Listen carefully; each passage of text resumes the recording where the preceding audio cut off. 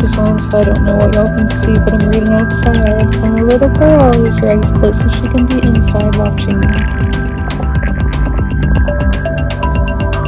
Guys, welcome to a new vlog. I am in Atlanta, which y'all would have seen from all the city footage, because I just had to record it for y'all because I'm not going to be here tonight. So over the weekend I was recording it because it's so beautiful, and like these big cities amaze me. Like, you took the small town girl, put her in the big city. But yes, I'm about to head out, just waiting for my dad to pack up all his stuff. I'm already packed pretty much, and it's valet, so that's why I have to wait a little bit for them to bring the car and everything. I'm cold. It's like in the 60s here today and windy. I think my dad said the wind's like 20 miles per hour. So yeah, I am cold, but I did bring long sleeves because I knew a cold front was coming in. But I was here to visit family, and then crazy stuff happened, so I didn't get to see my family. But like on them, it's very good stuff that has happened. So that is always really good. So I went to like museums, bookstores, the mall, new restaurants. That's why my acid reflux is crazy, because I've just been having like I had pasta that was like a spicy pasta, spicy rigatoni. It was very good, but again, spicy. Then I was just eating pizza like all last night during the football game. Like I ate, you know, like a whole pizza, and even my dad said the pizza was like spicy. So like, yeah, spicy pizza. So yeah, my acid reflux has not been loving me like the past like 24, it's less than 24 hours, but like since yesterday, like, no, it is not good. But I had some milk with my breakfast, so, and like I had a bagel and cream cheese, so I did have some leftovers of that, because I'm not really like a morning like food eating person. So if I did want to have just some food in my belly as we head out on the road, nothing, so I didn't eat a whole lot though, because I'm not that hungry in the morning. Sorry, I'm like out of breath. Yeah, so yeah, we're about to head out for like a 4.5 hour drive, I think it is, back home. So, you know, we're headed back to South Carolina. I've not read today. Oh my gosh, I see people in the office building across from me. But yeah, I will hopefully read. I will read today 100%, because I've read every day this year. I'm not ending a streak. But yeah, I have not picked up Wild Dark Shore in days, because I just have not felt like reading it, and I don't want to force myself into it. And it is a book club pick, so I feel like bad about not reading it, but you know, it's fine. I know they're fine. I know they're not upset, but still. So I do have this little Georgia plushie that I got at the museum. Y'all know I got a Virginia one. So now I got a Georgia one, and I'm letting it look at its home, you know, Atlanta, before it moves to South Carolina.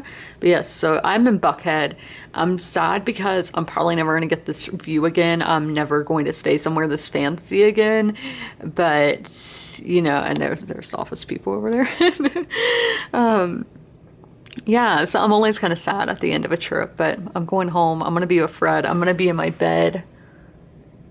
Yeah, so this is 2 Mondays in a row where I am not working, because last week was Labor Day, but I am vlogging today, when on Labor Day I didn't even vlog. So I am just going to make sure I have everything and then head out. Hey guys, I've made it home. I changed back into my comfy clothes because I was getting hot unpacking, wearing long sleeves, and I still have my socks on, and I'm kind of hot wearing socks, but there's chaos going on behind me, because there's stuff that I need to put back, you know, where it goes, but I haven't packed for the most part, and it is like 3:06 right now. I'm just gonna read in the 6 o'clock hour, you know, the 6 and 9 and all of that, just not read in the 3 o'clock hour, because I just got home and unpacked and all of that. But we're still gonna be reading in this vlog, don't worry. So we're gonna go over the weekly TBR. First we have the quote of the week, and look how few quote of the weeks we have left. Like, that's kind of scary. So this one says, I am not afraid of storms, for I am learning to sail my ship. And that's something so hard, but it's true. We shouldn't be afraid of what life is throwing at us, even though, yeah, it's extremely, extremely hard to push that anxiety aside. But you have to get through all that to get to the good. So that's the weekly quote. Now let me get my bag of books. This is the bag I use for my books when I travel. I really need to like get a book sleeve. I used to have some, but yeah, since I don't do like the book subscriptions that send all the goodies, I don't have any. So we have my, this is last week, my planner. Fred, you're looking at Delilah? Yeah, she was just like staring up at the sky, but I have my Kindle, which I need to charge, and I was so scared I forgot my Kindle, like, because I put this in my big suitcase, and I just always feel like I'm forgetting something, so everything that I thought I forgot, thankfully I didn't forget. You know, when I got home unpacked and I had everything, that just felt so good, because I thought I forgot this, and I thought I forgot my tarot cards, but I have my Kindle, I need to plug that in. And so, let me get these in the right order. We have Misbehaving at the Crossroads. I always get reversed. By Honor Finn and Jeffers. This is what I read in the morning. It's like an essay collection about being a black woman in America. And I actually drove by the exit that she brings up all the time in this book on I-20 when she would go and visit like her mother's hometown. So that was kind of, you know, cool to be like, hey.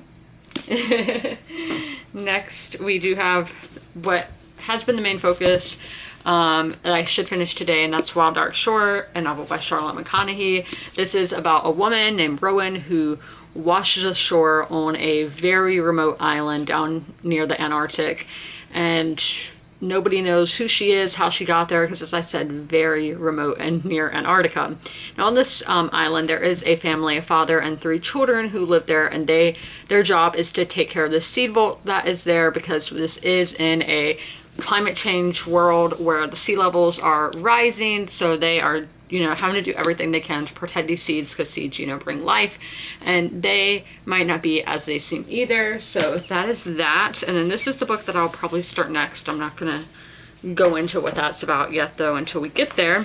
Then we have Beverly Bonnefinch is Dead by Christian Seeley. This is a romance, and it is about Beverly, who is kind of strange. She has some odd habits, and she's never believed that she will need to fall in love and all of this. And then a guy does show up at the bookstore one day, and she finds out there's a lot more to life than she previously thought. And then I do have my ebook, which is Edge of Eternity by Ken Follett. This one is following from like the 1960s until I don't know when it's going to go to, but I'm in the 80s right now, and I am a little bit further than that because I did not bring this with me traveling, because it is quite the thick boy. And we are what's Gorbachev, is that right? Gorbachev, that's who just got into power in the book.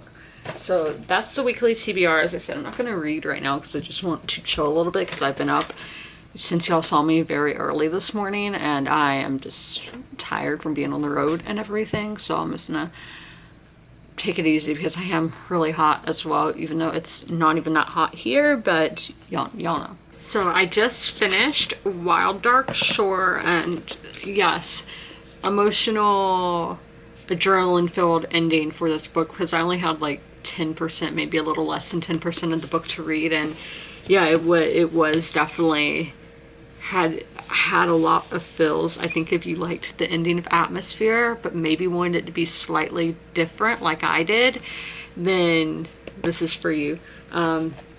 Let's go through Call Pal now. Now the characters, this is very difficult, but I'm going to go with a 3, because we have who are predominantly our 2 main characters, which are Dominic and Rowan. Rowan being, yeah, she's definitely our main character, and she's someone where I just did not understand her at times of why she did certain actions, knowing that it wasn't going to get herself, it wasn't going to make her situation better for herself, and that was just really frustrating for me to read. And just the going back and forth, and this is going to kind of go into the writing as well, being very, it just felt like with these character arcs, we were going in circles with them until, but like at certain points, we would get good highs of being emotionally connected to these characters. And this is a book where I think the side characters stand out more and I think are more memorable.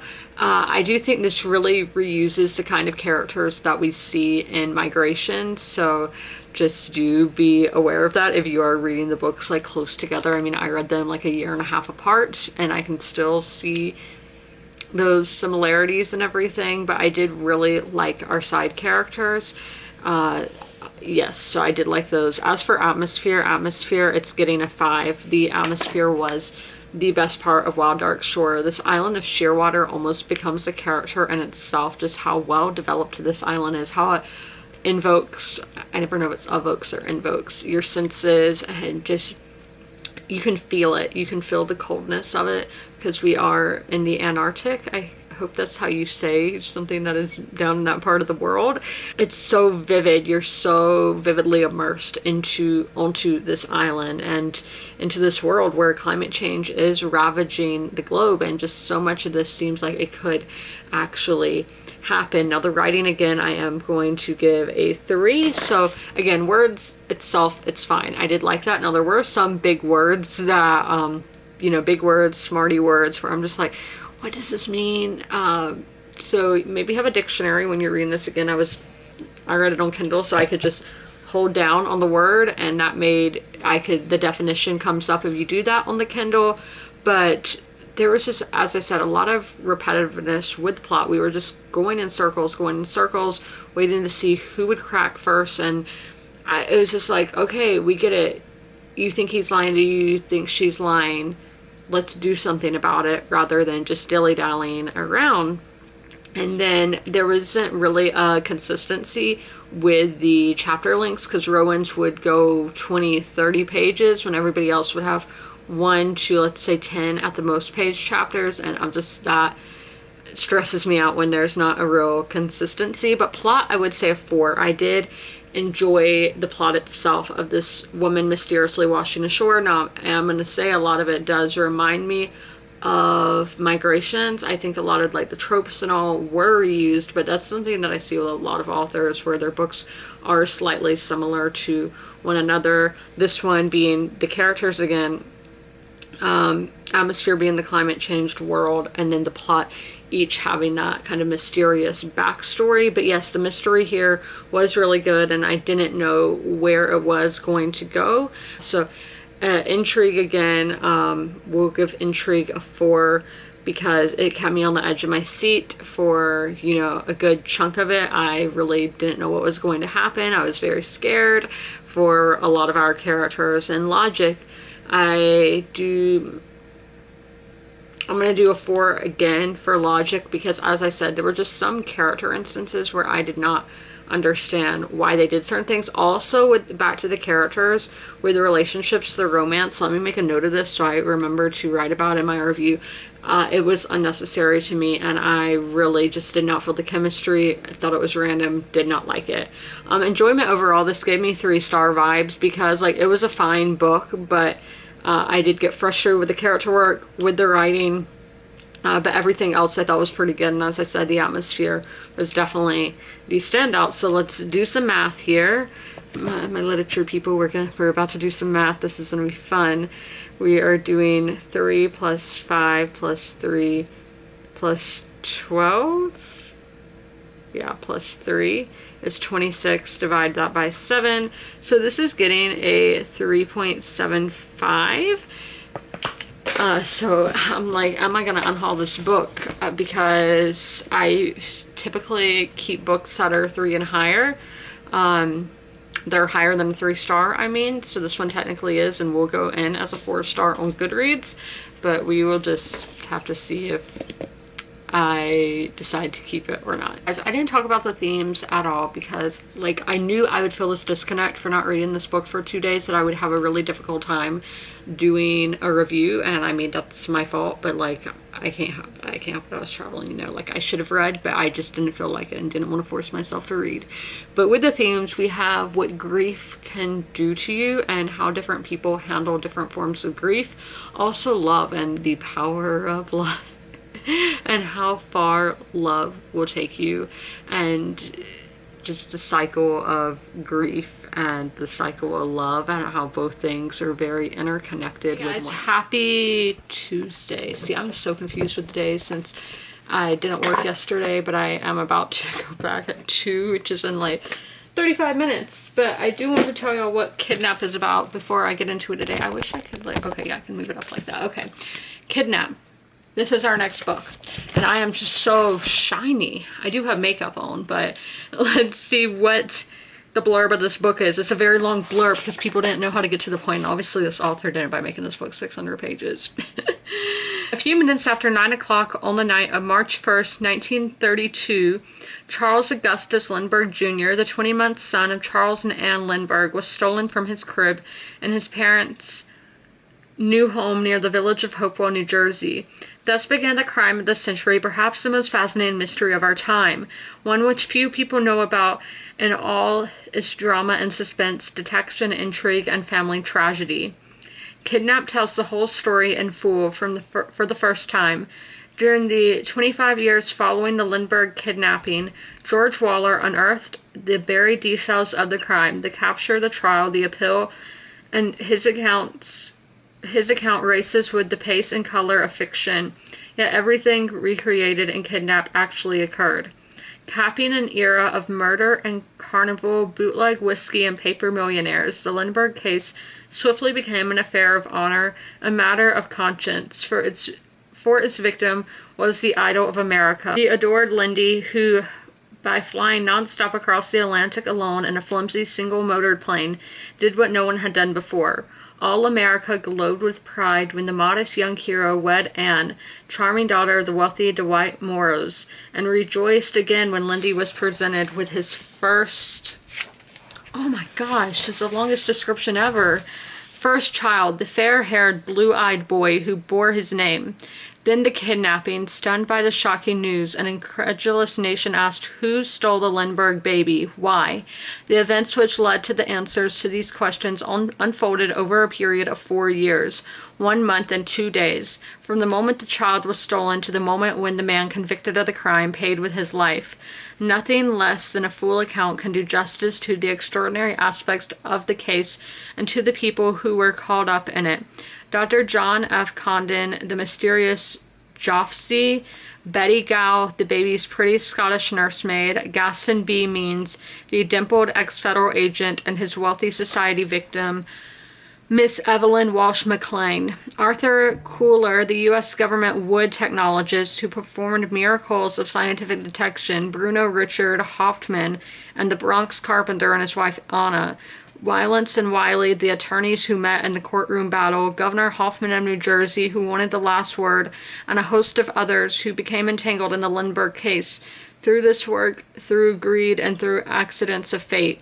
Those readers who lived through the case will be transported back to the days when each morning's newspaper headline brought word of a new clue. Those readers who know of the case only at second hand will now understand why a whole nation was caught up in the Lindbergh tragedy. Okay, I hope the author's writing style is not like whoever wrote the blurb, because that was very long, lots of lists, and I'm not about that kind of writing style. So we're gonna hope that Kidnap by George Waller is good. I adjusted the brightness earlier because I was so glowy, and now I'm like, I'm gonna have to adjust it again. Yeah, that's how it works. So I am very sleepy. My tarot card reading was correct when it said I would experience burnout.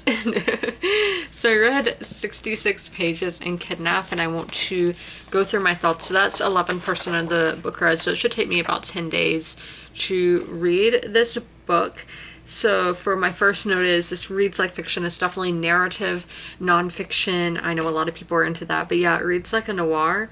And what is this word? It reminds me of the game Clue for some reason. I guess the time period probably. But my next note is, so Lindbergh's first reaction to when the nanny tells him, she's like, or I think they say nurse back then, but like the nanny tells him, she's like, the baby, she's like, do you have the baby? And he was like, no, he's supposed to be in his crib. And she's like, he's not. So Charles Lindbergh's first reaction, telling his wife, and they have stolen our baby. And I'm like, who is they? So we go on, and Charles believes that it's an underground gang who has stolen the baby. And to me, that is kind of like, why would you think that? Do you have some kind of connection to the mob, to the gang? And on this note that was apparently left by the kidnappers, it says, like, do not report this to the newspaper, don't report this to the police and all that. And so the note was outside, out like on the windowsill or whatever, like out in the yard. So they really thought he would find the note first. So you would think that whoever notices the baby is missing is going to be inside, you know, checking on him in his crib, and he's not there. like, that just does not make sense. Like, I would have, if I was the person, I would have left the note like on the crib, because of course they're gonna be like, oh my gosh, my baby's not here, I'm gonna call the cops. Like, you know, that is what happens. Or like, I'm calling the newspaper to put out a notice in the newspaper that our baby is missing. Like, so I don't understand that part. But yes, I really liked learning kind of like the backstory of Charles Lindbergh. So he comes from, they're like a wholesome Swedish American background. His father had been a congressman. His widowed mother was a school teacher who, she is like dedicated to her job. Like when he, so he was the first man to fly across the Atlantic all by himself and everything. So even when he was doing that, she was like, in the classroom, she was focused, you know. Also, when the babies go missing, she's at work. So very dedicated. But Charles is like, it says he has an irresistible grin and a fine head of hair. So he's very humble, because like he didn't like being in the press. He didn't want to take all these big, you know, money from companies or whatever. Like, he just wanted to live a normal life, basically. Like, he worked for Pan Am, and then a different airline that I'm not remembering the name, is like Transamerica or something like that. So he's very humble, but he's also seen as an American hero because he was the first man to fly across the Atlantic. So I did like in his backstory. And then for his wife, Anne was the daughter of the American, what is that word? Like a diplomat in Mexico, the U.S. ambassador. She's the daughter of the U.S. ambassador and comes from a wealthy family in New Jersey. So people saw him being like a guy who's, you know, lower down the rungs of the social ladder and gets to marry this woman who is very wealthy.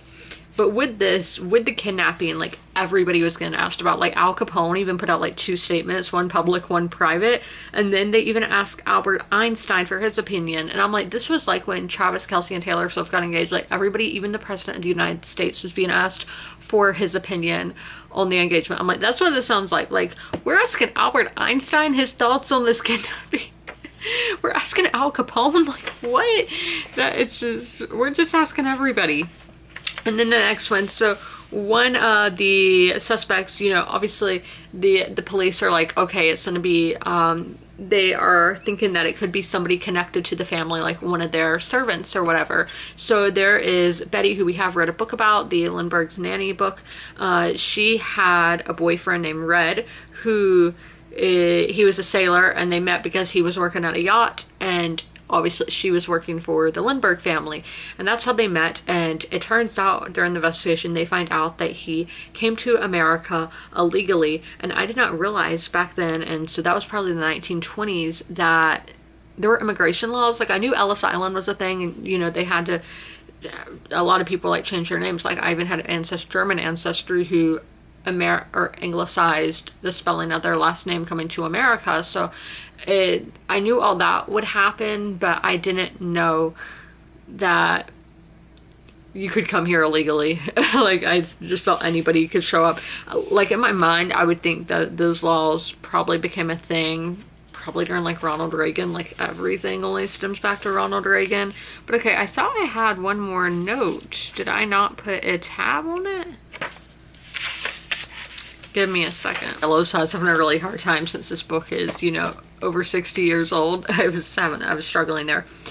But that was something today where, and y'all saw like the list, or heard me say the list of people that were all mentioned on the description of the book. We're just going to introduce back to back to back to all these people who are reaching out to the family wanting to help. And that just got so overwhelming for me, because I'm, you know, reading this back to back, and I'm like having to make a chart like in my head being like, okay, this is this person and what they can do. This is this person. This is their connection.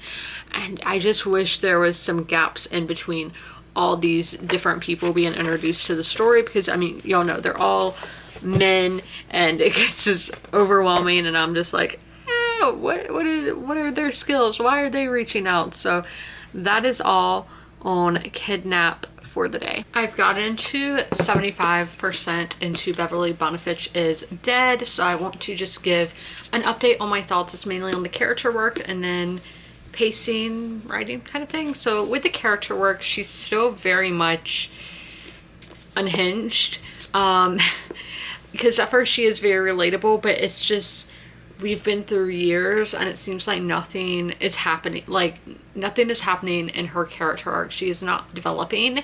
We're just kind of stagnant. kind of hard to say, but that's how it's seeming. And I mean, I do think she's getting a little bit more, going downhill a little bit more, and I do get that does happen sometimes. And there has been like different kind of developments, but she's still very hateful, very judgmental, very blunt. The bluntness isn't an issue, but the other things, and she is pretty self-aware, and people call her out on it, but just reading it for this long, I'm like, okay, we get it. And then with the pacing, so once our character, her relationship develops, it gets very boom, boom, boom, boom, boom. It gets just very chaotic, very choppy, because we are like, for the whole like first quarter of this book, we are developing this character and her friendships and romantic relationships and the relationships with just, you know, other people. But once we get moving, you know, it's like, okay, we're doing this, we're doing this, we're doing this, because that's what happens in life. You know, think of the game of life. It's just boom, boom, boom, boom, boom. There's not a whole lot in between getting from point A to point B, where it's just, as I said, very choppy to read. So I was really enjoying this, but it's going down to a 3-star, where I do think it's good, but it's definitely, I have those issues that I was telling you about. Now, I do have a theory on what the now is. Now, this isn't spoilery, but I mean, the title is Beverly Bonnefinch is dead, so I'm like, is this her being dead, talking to God, the creator, whoever, you know, at the end of the line, and telling that story, telling her life story of why she did the things that she did, and how she has, I mean, her in the now is developed and realizes like, oh my gosh, all this stuff I did is kind of crazy, you know? So it is given 3-star vibes. I am doing the audiobook just to let y'all know, so I'm not skimming or anything, but it has gone down because I do think it's just going on for too long, I guess. Guys, I hope y'all are having a good Wednesday. Yes, my jacket is thrown over my fan over there because the day started out in the low 70s, so I had to wear a jacket, but then it got into the low 80s, and once we get past 75, I don't wear a jacket. But I read 55 pages in Kidnap today, getting me to 20%, so we're going to go over the thoughts that I had on it today. I finished the first part because I definitely could have finished a lot more, but now I'm at part 2, the capture, and I just thought rather than reading one chapter in that, just start fresh tomorrow, you know, so let's see where I had it tabbed down. So on page 67, you know, I start on page 66 today. I really wish we had a list of characters and what their roles are, because as I said, everybody involved with this case, it is a lot of people, because this is a huge national case. These celebrities, their son was kidnapped. Like, obviously there's going to be a lot of figures in that, and it just is overwhelming, and I get confused because the story is very digestible. As I said, this reads like fiction, but then when we have all these names and we learned about them back to back to back, I got overwhelmed. And so therefore, with what's happening to the story, I'm like, who's this? Rather than being like, okay, this is what's happening, you know? Next, I think John is going to be the one who is charged. Obviously, I don't know that yet because I just wrapped up the section that is about the crime itself rather than the trial. I don't know what's gonna come in the trial. I really don't remember. So now we have a yellow tab that is next. And the thing is that the family thought they were doing the right thing by following the ransom note, you know, the little note that was left saying like, don't contact the police, don't contact the newspapers. But if you think about it, if they had done those things, like, because he did contact the police, Charles did, and then was like, hey, I don't want to work with y'all anymore because they don't want me, the kidnappers don't want me working with you, and I want to get my kid back safe. So it does make sense why they did what they did, of thinking that it was the right path to go down, when now, if we think about it, they should have had the police involved from the get-go. And maybe if it had been in the newspapers, they would have been able to find the body sooner, because the body was not that far from the home.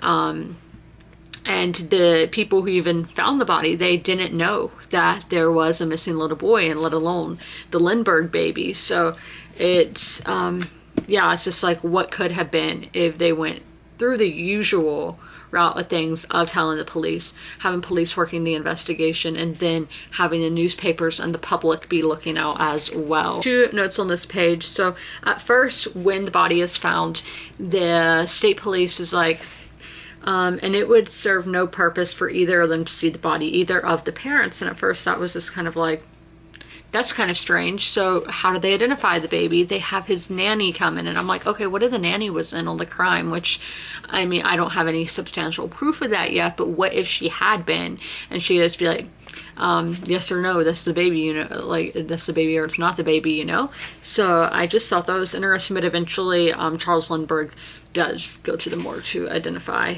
the baby. But what if the baby was just straight up kidnapped and killed? What is the motive there? Because I get it if it's a kidnapping, they're holding him for ransom. This is a rich family. Be like, okay, we want $100,000, because this is during the Great Depression, mind you, that they just want the money, and they're like, okay, here's your kid if you give me that bag of money, you know, that kind of thing. Like, that makes sense. But what is the motive for killing the baby? That is what I do not understand, and we'll hopefully find out going into part 2 of the book, which is the capture. So that is all for Kidnap. Now a third of the way into Kidnap, we're going to go through what my theory is right now, because, you know, it's constantly changing. That's what crime books, you know, thrillers and true crime alike will do to you. And we will go through my notes. So I think this has to be an inside job, that somebody working for the family or somebody in the family themselves had to have arranged this to happen. Now we will, as I said, go through the notes of why I believe this. So first we have the prime question remained. How could they have known that Anne Lindbergh and the baby would be in the new Hopewell place on the night of March 1st, a Tuesday, contrary to the family's habit of spending weekdays in the Morrow mansion in Inglewood? So they typically wouldn't have been at the house on the day that they were. And then there's things like, this is a, you know, a newer built, but so it turns out one of the shutters on the house, on one of the windows in the baby's nursery, was not up to par, where there, so all of the windows like worked, but this one couldn't be latched. And how would they know when the baby was put to bed, when his nurse left him? How would they have known all of that? So I was like, for the first question I mentioned, was how would they have known that the family was at that house on that day? They could have followed them, you know, but like been following for an extended period of seeing what the family's routine is. But yes, how would they have known everything else? I feel like it has to be an inside job. Now, it doesn't have to necessarily be like, okay, the nanny's boyfriend kidnapped the baby. It doesn't necessarily have to be that. If we go to this right here, of course, it was possible that the information hadn't gone straight to the gang, that the 3 servants, one or all of them, had acted unwittingly. They might have mentioned the news to someone who had passed it on to the kidnappers. So they could have just been like, oh, we're going to be at the Hopewell place on Tuesday, when we would typically be at the house in Inglewood that day. And somebody could have been like, oh, so-and-so said this, the family's going to be there, we should commit this crime. It could have been something like that, where it was, you know, they didn't mean to, you know, they were just talking in passing and somebody took it and ran with it, you know. It doesn't, I don't necessarily mean that somebody in the family was, or in the family's household was the kidnapper, but I do think there had to be some kind of inside connection. So yes, all what I've been reading today is about trying to find the kidnappers and arrest them. So then we had the woman Violet, who was the maid of the baby's mother's mother. So the maid of the baby's grandmother. So this is the Morrow family, the one who I told you they're wealthy. The father was a diplomat or an ambassador to Mexico, and the family, you know, as I just said, were very wealthy. So the Hopewell house was very near to the Morrow's house, like on the same property kind of thing. And Violet was the Miss Morrow's maid. Now Violet then gets accused of having something to do with the kidnapping, because like she was out on the town that night, went back to an inn with a random guy who she didn't really know that well. And you know, this is in the early 1930s. Now, I mean, even now people in the South will be like, oh my gosh, she's not married and going to a hotel with a random guy? Scandalous. When like, yeah, people do that. But back then, you know, that was very scandalous, and especially in this like richy society, this, you know, hottie toddy society, whatever. So they are like, she's a loose woman. Her story kept changing. Now, I think this was the case. So the New Jersey State Police had not had a suspect, really. They had no idea who the kidnapper of the baby was. I think they were feeling pressure, like, we need to get this solved, we need to get this wrapped up and move on with our lives. Let's just pin it on somebody in the household. So they pin it on Violet because, as I just said, they saw her as a loose woman and all of this, and she's an immigrant and everything. So they are like, she'll be an easy one to pin it on. Again, this is all just my opinion, allegedly, you know. So Violet is just, they really like gaslight her. They make her go crazy and make her believe that she did all this. That's personally what I think happened, because Violet does end up taking her own life by poisoning herself. So I do think even Mrs. Morrow did not think that Violet did it. She just could not believe that her maid committed this crime. So I really, at this point, a third of the way into the book, I have no idea who committed this crime. So let's look into this week. I've read over 100 pages 2 days this week, on Tuesday and Wednesday. I have finished one book this week, being Wild Dark Shore. It was a good book, but not a new favorite for me. I have not hauled any books this week. Kind of proud of myself for that, but I will be going to Goodwill tomorrow. But you know, that's $1 books, not 20 bucks. So that will be nice. Yeah, so that's the vlog. In next week's vlog, we're most likely still going to be focusing on Kidnap, because I mean, y'all see how big this book is, and I'm only 32% of the way into it. So I do think I will most likely be focusing on that book still, but our like mood read and all will most likely be a different book. I think it'll be the Roanoke Girls, but not 100% yet, but I do think I should finish that book over the weekend, so stay tuned to Goodreads and all that if you would like to see a book review on Beverly Bonnefinch's Dead. But I hope you guys enjoyed this video. If you made it all the way through, leave a leaf emoji in the comments below, and as always, comment, rate, and subscribe, and don't forget to ring that notification bell to be notified when all my videos go live. I'll see you in my next one. Bye!